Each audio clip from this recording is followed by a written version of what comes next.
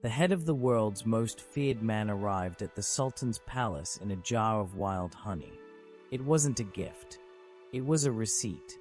Vlad Dracula, the architect of 1,000 nightmares, had spent a lifetime turning forests into monuments of human agony. He thought he was a legend that could not be killed. He was wrong. In the freezing mud of a forgotten winter, the monster was finally unmade. This is not a fairy tale of a fallen king. This is the cold, quiet reality of his final hours. The winter of 1476 did not care about titles. It did not care about the bloodline of the Draculesti. To the freezing winds sweeping across the Wallachian plains, Vlad III was just another body struggling to keep warm. He had reclaimed his throne for the third time, but the seat was cold. He had been back in power for less than 2 months. In the brutal world of 15th century politics, 2 months was a lifetime or a heartbeat. It was all the time the universe was willing to give him. Vlad stood in the shadow of Bucharest, looking at an army that was too small for the task at hand. He had once commanded the fear of empires. Now, he commanded a retinue of fewer than 4,000 men. These were not the elite knights of a golden age. These were survivors, men with hollow eyes and rusted mail. They followed him because they feared him more than they feared the Dak, but that was a dangerous foundation for loyalty. His allies, the powerful kings and princes who had helped him seize the throne, had already marched north. They had their own borders to protect and their own coffers to fill. To them, Vlad was a useful shield, a rabid dog to be unleashed against the Ottomans and then forgotten when the season changed. They left him with a kingdom that was more of a graveyard than a nation. Wallachia was surrounded. To the south, the Ottoman war machine was grinding back into motion.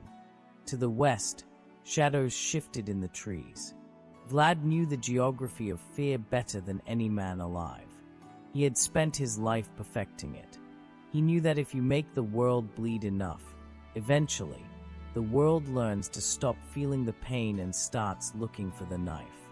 He had spent his previous reigns systematic and cruel. He had impaled the boyars, the noble elites, by the hundreds. He had replaced the ruling class with his own iron will. But in doing so, he had destroyed the very structure that holds a kingdom together during an invasion. Now, as the gray clouds of November choked the sun, the bill was coming due. The political reality was simple. Basarab Laiotă, the man Vlad had just ousted, was not dead. He was across the Danube, and he was not alone. He had the backing of the Sultan. He had fresh Janissary steel. And he had a grudge that only a severed head could satisfy. Vlad looked at the frozen horizon and waited. The man who had lived by the stake was about to learn that the earth eventually claims everything. The quiz. What guarded Vlad's throne better than any soldier? A. Golden walls. B. Pure terror. C. Secret tunnels. D. Hidden gold. Stay with us till the end for valuable insights. Like, subscribe, and share to support the channel. The fog of late 1476 did not rise from the ground. It seemed to exhale from the very trees.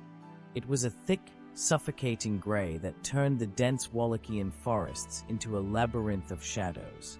Vlad's small force moved along the road between Bucharest and the Danube port of Juju. They were marching through a graveyard of their own making. The foliage was gone, the trees stripped bare by the coming winter, leaving the landscape looking like a collection of skeletal fingers reaching for the sky. The march was quiet. In the 15th century, an army's greatest enemy wasn't always the sword, it was the silence. When an army stops talking, it means they are listening for the sound of their own end. Vlad rode at the front, his heavy furs damp with the mist. He was a man who had survived years in Ottoman captivity, years in Hungarian dungeons, and decades of betrayal. He believed he was the master of the terrain. He believed the forest was his ally. But the forest had changed. Basarab Laiotă had returned, not as a fleeing usurper, but as the tip of a massive Ottoman spear. The Sultan's vanguard, the Akinji raiders and the disciplined Janissary infantry, moved with a terrifying efficiency. They didn't use the main roads. They moved through the brush, silent as the frost, cutting off the escape routes that Vlad had relied on for years. The first strike came not with a roar, but with a whistle. An arrow, fletched with Ottoman feathers, hissed through the fog and found the throat of a scout. Then another, and another. The Wallachian line buckled. This wasn't the grand, sweeping battle of the history books. This was a chaotic, fragmented skirmish in the freezing dirt. Vlad signaled for a defensive formation, but the ground was against him. The earth was frozen hard as stone, slick with a thin layer of treacherous ice. Horses slipped. Men stumbled. The Impaler Lord found himself in a position he had spent a lifetime avoiding. He was being hunted in the open. He tried to deploy his signature guerrilla tactics, but there was nowhere to hide. The thin, bare trees offered no sanctuary. His men, the 4,000 who had remained, began to realize the scale of the mistake. They were outnumbered 10-1. In the chaos, the sounds of shouting in Turkish and Old Church Slavonic blurred together. The air grew heavy with the smell of wet wool, horse sweat, and the sharp, metallic tang of blood hitting the ice. Vlad drew his sword, a blade that had seen the inside of 1,000 chests. But for the first time in his life, the fear he had spent years cultivating was working against him. His men weren't fighting to save a prince. They were fighting to find a gap in the fog so they could run. The Ottoman vanguard closed the circle. They didn't care about the legend. To them, Vlad was just a target with a price on his head. As the flanks collapsed, the man who had turned the Balkans into a monument of human agony realized that the winter of 1476 was different. This time, the shadows weren't his. They belonged to the Sultan. The quiz: what turned the forest into a deadly trap? A. Heavy snowfall. B. Thick fog. C. Wild animals. D. Deep rivers. The end of a legend rarely looks like a painting. It is messy, cold, and profoundly confusing. As the Ottoman circle tightened around Vlad's remaining loyalists, the battlefield became a mosaic of desperation. In the thick, gray air, identifying a friend from a foe was nearly impossible. This was the environment where Vlad usually thrived, where chaos was his greatest weapon. But on this day, the confusion turned into a poison. There are two versions of how the steel finally met his flesh. Both are equally bitter. The first account, recorded by the Russian diplomat Fedor Kuritsyn, suggests a death of tragic irony. As the Wallachians managed to repel an initial wave of Ottoman attackers, Vlad, ever the aggressive commander, rode to the crest of a nearby hill. He wanted to see. He wanted to calculate the next move of the retreating enemy.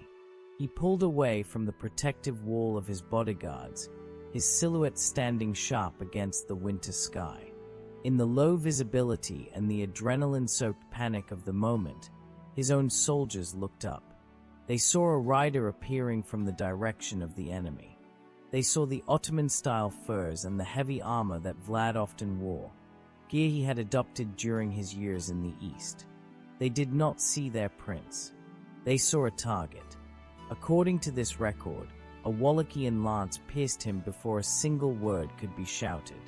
The man who had survived 1,000 deliberate assassinations was supposedly undone by a simple mistake in the fog. But there is a darker, more calculated narrative that many historians find more believable. Vlad had spent his life breaking the power of the boyars, the noble landowners. He had taken their lands, impaled their families, and forced them into submission. He ruled through fear, not love. But fear has a shelf life. When the tide of battle turns, Fear doesn't inspire a soldier to stand his ground. It inspires him to look for a way to negotiate his survival. The boyars riding with Vlad knew the math. They saw the thousands of Ottomans closing in. They knew that Basarab Laiotă was backed by the limitless resources of the Sultan. They realized that Vlad was no longer a shield. He was a liability. In this version of events, there was no mistake in the fog. There was only a cold, political calculation. As the fighting grew thickest, the men supposed to guard his back instead drove their blades into it. He was struck down by the very nobility he had spent a lifetime trying to crush. Whether it was a blind accident or a coordinated betrayal, the result was the same. The son of the dragon fell from his horse into the freezing Wallachian mud. There was no grand final speech. There was only the sound of heavy breathing, the smell of iron-rich blood mixing with the frozen earth, and the realization that the world would continue without him.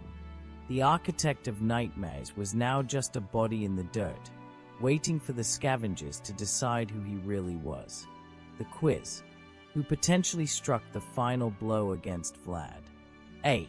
His own men. B. A lone wolf. C. A peasant girl. D. A lightning strike. A dead prince on a battlefield is a dangerous thing. To the soldiers standing in the freezing wind, a body is just a rumor until it is dismantled. As the fighting died down into the low moans of the wounded, the Ottoman commanders moved in to survey the carnage. They needed more than a corpse. They needed a trophy that could be carried across borders. They needed an undeniable receipt of victory to present to Sultan Mehmed II.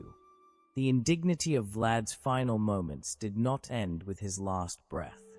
In the medieval frontier, death was not the end of the narrative. It was just the beginning of the propaganda.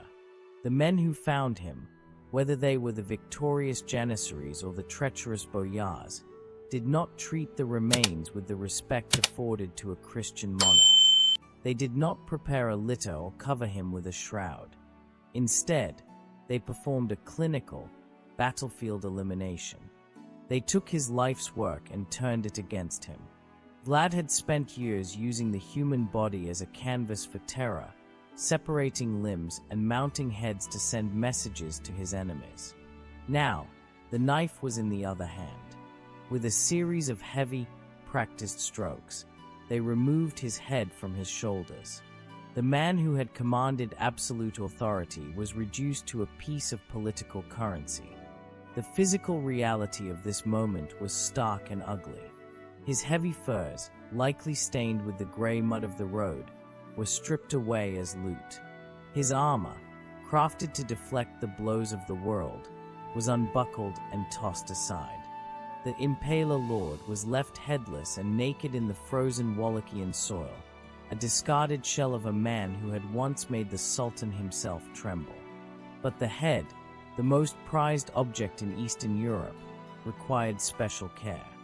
A journey of over 400 miles lay between the freezing plains of Wallachia and the opulent heat of Constantinople. In the 15th century, flesh was a fragile thing. To ensure the Sultan could recognize the face of his greatest rival, the Ottomans employed a grim logistical solution. They took a container and filled it with wild honey. Honey was the ancient world's preservative, a natural antibacterial shield against the rot of time. They submerged Vlad's severed head into the golden liquid. This was the ultimate irony. The man who had lived a life of such bitterness and salt was now preserved in the deepest sweetness. As the honey coated his features, it arrested the decay, locking his final expression of defiance into a silent, sugary ember. A courier was dispatched, riding hard to the south, carrying a leather bag that contained the end of an era. Behind him, the headless body of Vlad Dracula disappeared into the gray landscape, a king without a grave, while his head began its long, sticky journey to the heart of the empire. The quiz. What served as the preservative for Vlad's severed head? A. Salt water. B. Wild honey. C. strong wine. D. Red vinegar. When the courier finally rode through the massive stone gates of Constantinople, he was carrying the conclusion to one of the most bitter personal rivalries of the 15th century. The city, once the jewel of Byzantium and now the heart of the Ottoman Empire, was a place of gold, marble, and absolute power. Sultan Mehmed II, the man who had conquered the unconquerable city, waited in his palace. He had not forgotten the night in 1462 when Vlad had nearly taken his life in a daring camp raid. He had not forgotten the forest of the impaled. The container of honey was opened. The head was retrieved, its features preserved with a terrifying clarity. The Sultan's victory was now physical. But for the Ottomans, simply knowing he was dead wasn't enough. The public needed to see. The world needed to know that no matter how much blood a man spills, the empire's reach is longer than his shadow. The Ottoman authorities ordered a final performance. They took a high wooden stake and erected it in a prominent public square. The head of Vlad Dracula was driven onto the point. The irony was a heavy, suffocating weight. The man who had revolutionized the use of the wooden stake as an instrument of state terror, who had used it to secure his borders and punish thousands, was now the one mounted upon it. He had spent a lifetime looking down at his victims from the heights of his cruelty. Now, the citizens of Constantinople looked up at him. Thousands gathered to see the Kazakli Bey, the Impaler Lord. They saw the heavy mustache, the intense, wide-set eyes, and the face that had haunted their nightmares for over a decade. It was a profound psychological victory. In the 15th century, a displayed head was more than a trophy, it was a legal document. It signaled the end of a rebellion and the absolute sovereignty of the Sultan. For days, the head remained there, fixed in a lifeless stare above the bustling imperial capital. While the wind from the Bosporus chilled the air, the message was clear: terror has a limit. You can build a kingdom on fear, but you cannot live in it forever. Eventually, the very methods you use to maintain power will become the tools used to announce your end. The man was dead, his head was a spectacle, and his legacy was already beginning to mutate from history into a dark, distorted myth. The quiz: where was Vlad's head publicly displayed on a spike? A. London. B. Rome. C. Constantinople. D. Paris. While the head of Vlad Dracula withered under the sun of Constantinople, a different kind of violence was taking place back in the forests of Wallachia. It was the violence of silence. In the 15th century, a king's burial was his final scream, a monumental stone or an elaborate tomb designed to anchor his name to the earth forever. Vlad was denied even this basic right of sovereignty. With his head traveling south as a trophy, his body remained a nameless ruin on the battlefield. The new ruler, Basarab Laiotă, could not afford to give his predecessor a state funeral. To bury the impaler with honors would be to invite rebellion. A marked grave would become a shrine, a place where those still loyal to the Draculesti bloodline could gather and plot. To ensure the peace of the new regime, the man who had occupied the world's attention had to be erased from its surface. The historical record at this point turns into a ghost story. Local folklore suggests that monks from the Snagov Monastery, a fortress-like church on an island in the middle of a lake, found the remains. Under the cover of a moonless night, they allegedly rowed the headless corpse across the dark waters to give it a Christian burial in secret. For centuries, people pointed to a heavy stone slab in front of the church altar, whispering that the dragon lay beneath. But time eventually reveals the truth behind the stone. In the early 1930s, modern science arrived with a shovel. Archaeologist Dinu Rosetti opened the tomb of the Impaler. He found no prints. He found no armor. He found only the bones of horses and the dirt of the island. The primary tomb was a decoy, a final trick played by a man who knew his enemies would never stop hunting him, even in death. However, further back in the church, near the entrance, they found another pit. It was unmarked and hidden. Inside lay a skeleton draped in the rotting fragments of purple velvet and yellow silk, the colors of the highest nobility. It was missing its skull. While science cannot prove with absolute certainty that these are the bones of Vlad, the evidence of his life and his end is written in the soil. Vlad the Impaler was not a vampire or a monster of legend. He was a man who used the extreme cruelty of his age to fight a war he was destined to lose. He drenched the soil in blood, only to be consumed by it in total anonymity. He vanished into the earth in silence, leaving behind a void that allowed history to turn him into a nightmare. The man was gone, but the shadows he cast over the world were only beginning to grow. The quiz. What did archaeologists find in Vlad's primary tomb? A. A golden crown. B. Animal bones. C. A vampire bat. D. An empty jar. If you enjoy dark untold history, subscribe because we uncover what others won't.